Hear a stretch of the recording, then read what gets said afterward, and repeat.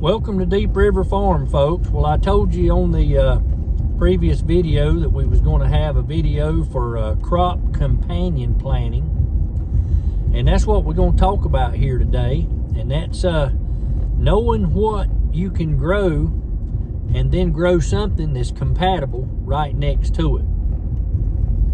Now, this is very critical when you're in raised bed gardening, because everything you've got is close together, and unless you have separate boxes. Now, my boxes join one another, and if you count them all up, I've got 23 raised beds, but it's in a horseshoe shape, and so I have to figure out what crops I can plant that's going to butt up against the other crop and it not interfere with anything.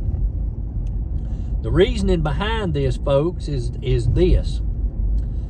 Some of the crops that you might plant may compete against one another, needing the same nutrients out of the soil. In other words, both different types of crops may zap the soil of, let's say for instance, needed calcium, and it pull all the calcium out, and neither crop do any good. Other things are they just don't get along, and that may be because of insects. One plant may attract a certain insect that is not compatible with the other plant, therefore causing an issue. And when you get an infestation of something, then you have a major problem. So I tell people to figure out what you want to plant, and then go online and look at a crop companion chart. You can Google these and they'll pop right up, and it's got pictures, it's got all kinds of different things you can choose from that you can look at. You can print them off. It's free to look at it. It's just a little research on your part. I know that strawberries is a big thing for us. We love strawberries. We like to make homemade ice cream. So I have had to build my crop compatibility out around my strawberries. And I know that squash is compatible with strawberries, and I also know that beans are compatible. But I know also that tomatoes aren't.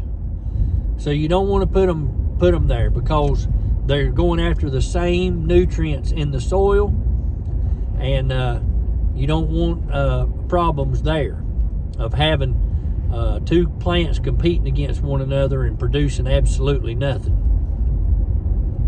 So folks, that's pretty much crop companion planting 101, so to speak.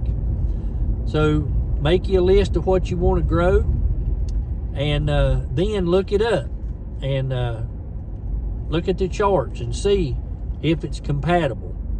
If it's not, put something that is, and then check and see if that wasn't compatible is compatible with what you put in between them. So that's just a good way to look at things. And if it comes down to it where a couple things ain't compatible, the way I decided is, if I can can it and get more out of it, I'm going to take the one I can get more canning out of. So that's how it is in a nutshell, folks. And that's how I base my decisions. If I want to plant the most stuff I can get cannons out of, you know, I'll cut back on planting cantaloupe because I can't can it. You know, once those come in, you've only got a certain number of days that you got to eat them. So it's kind of like watermelon. It's a seasonal thing, and that's all what it's going to be. It's always has been, and ain't nothing going to change it. But if I needed something that I was running low on, you know, I would plant it, and in place of the cantaloupe, because I can get cantaloupe from other locations relatively cheap. And it's kind of like potatoes. I don't grow potatoes because you can buy a sack full of them relatively cheap. And there's always people that's growing potatoes and sweet potatoes, and they have so many they can't get rid of them. So that's some things that you need to decide. Now, I always draw out my raised beds, what I'm going to do. And I keep this information, folks, because you need to rotate your crops. So every year I know what I'm planting where, so that I can keep my rotation going. That way I'm not planting the same plants over and over and over in the same spot, if you know what I mean. Because you'll deplete the nutrients doing that. So you have to have crop rotation. And I know that next year my trellises are going to come down. I've already moved them twice, and this is the last time. And once I take these down, I'll start replacing all the boards in my raised bed garden, and we'll start over from there. So make yourself a chart. That way you got an idea of where you're planting stuff, and that way you're not replanting over top of the same stuff year after year. I appreciate you joining me today, folks, for this little information on crop companion planting, and a little bit on your crop rotation, which is very important. And that's something you have to move around every year. So that's why this crop companion is very, very important.